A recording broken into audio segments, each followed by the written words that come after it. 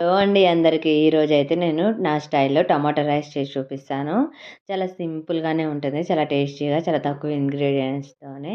ఇదిగోండి ఇంక టమాటా రైస్‌లోకి కావాల్సిన ఇదిగో ముందుగా నానబెట్టుకున్న ఒక గ్లాస్ రైసు, ఆనియన్, పచ్చిమిర్చి, కొంచెం పుదీనా, కొత్తిమీర, బిర్యానీ మసాలా, 3 టమోటాలు పేస్ట్ చేసి పెట్టుకున్నాను. అల్లం వెల్లుల్లి పేస్టు.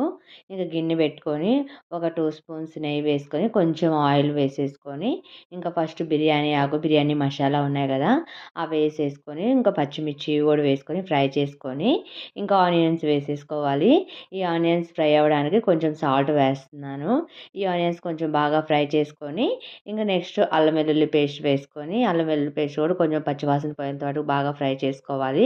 ఇక నెక్స్ట్ పుదీనా అండ్ కొత్తిమీర వేసుకొని, అవి కూడా బాగా ఫ్రై చేసుకోవాలి. పుదీనా, కొత్తిమీర.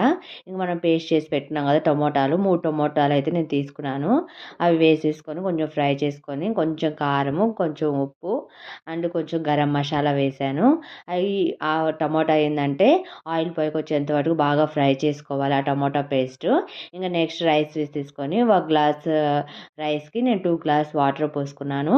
ఇంక లాస్ట్‌లో సరిపడా సాల్ట్ వేసేసుకొని మూత పెట్టేసుకొని కుక్ చేసుకోవడమే. ఒక 15 మినిట్స్ పడుతుంది. లాస్ట్‌లో పెనం పెట్టుకోండి అడుగంటకుండా. టమోటా రైస్ అయితే రెడీ అయిపోయింది. వీడియో గాని నచ్చితే లైక్ చేసి సబ్స్క్రైబ్ చేసుకోండి.